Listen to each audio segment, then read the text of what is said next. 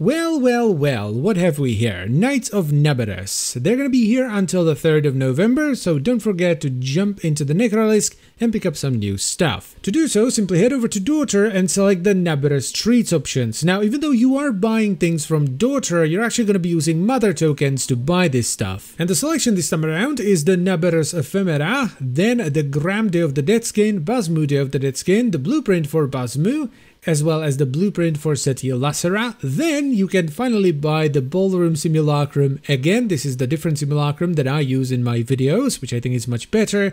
We have a bunch of really cool glyphs that have returned from last year, as well as the Hollows Eve color palette, which will stay with you all year around. Next on the menu, we have the Day of the Dead Necromantic skin for 100, which is fairly expensive. Then there is the Grim Grin Naberus, which looks fantastic. Next up, we have the Stalker Noggle statue, as well as the Naberus Whispering Mobile. This is something we will talk about in a little bit.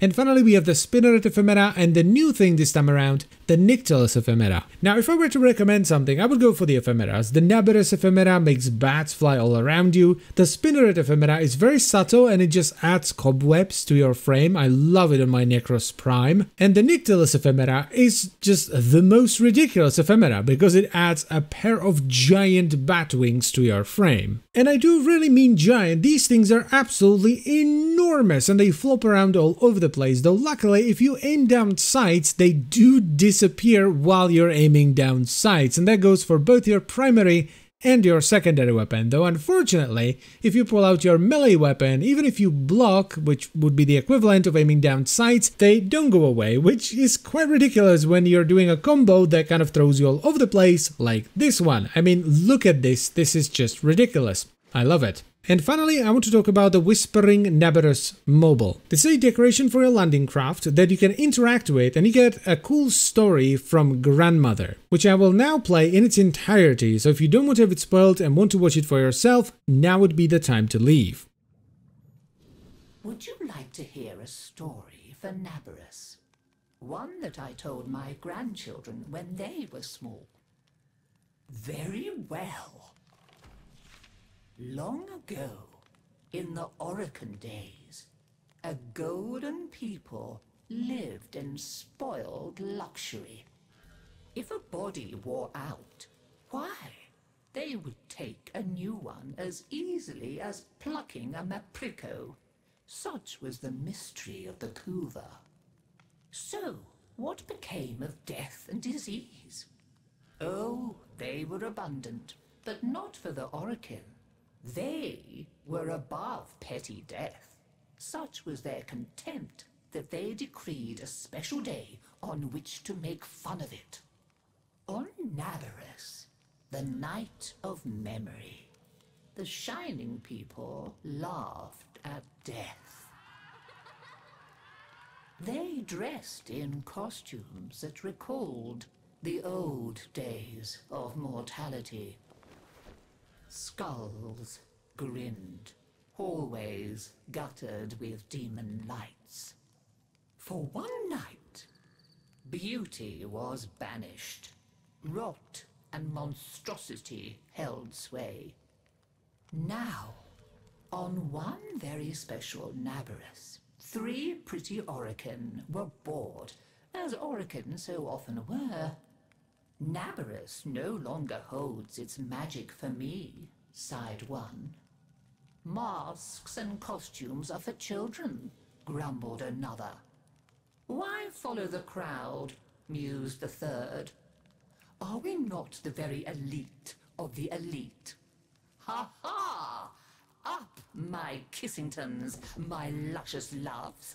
Send for blue Kuva and hot lights. I have a sport that will mend all. And in the corridor, behind a curtain, a solitary silent girl heard them and said nothing. Then the 3 were very wicked. For what do you think they did? Down into the streets they went, and they caught 3 poor Austrians and bore them back to their gilded halls. One they peeled like a fruit and decked out with glassy splinters, and his naked jaws went chitter-chatter-snap. And it echoed all around. Scarlet footprints he left. Another's limbs they twisted and wrenched his neck, and made a bundle of him until he scuttled upsy-downsy like a horrid crab, with his sockets all empty and his stretched-out nose snuffling. The third they pulled thin in hand and foot. She walked spindly-wise on long tiptoes like a spider, and her entrails hung delicately down. She whispered, split-tongued and hissing as she went. "Fine costumes we've made," chortled the three Oregon. "Let us now try them on and visit our friends. What shrieking there will be! Oh, our names will live forever in the court for such a prank as this." Now, the silent girl brought them their blue couver, so they could take on these twisted bodies for only a short time before returning to their own. They drank and slept and woke in their three horrid forms. Off they went down the stairs, out the door, into the city, into the night of banners and masks and wild hilarity. Chitter-chatter-snap, scuttle-buttle, whispery-hispery. As you can imagine, there were many screams and laughs. Such cleverness, such wit. But in a high room of the tower, the silent girl looked at the faces of the three sleeping Oregon. She went and opened a little ivory door that she was not supposed to know about, and drew forth a flask that she would have been glassed for even looking at. A flask of crimson couver, the scarlet seal upon continuity, permanent. And she tipped it down three cruel throats. With a little laugh, she went skating away, never to return.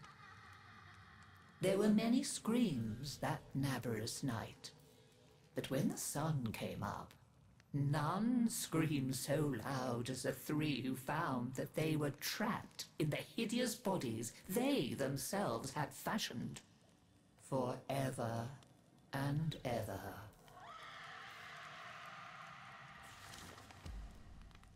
So, listen carefully, Tenno, and beware, for you may hear them coming tonight. Whispery-hispery on long stalking bones, scuttle-buttle with his eyes all empty, and skinless, dripping-handed, chitter-chatter-snap. Happy Naberus!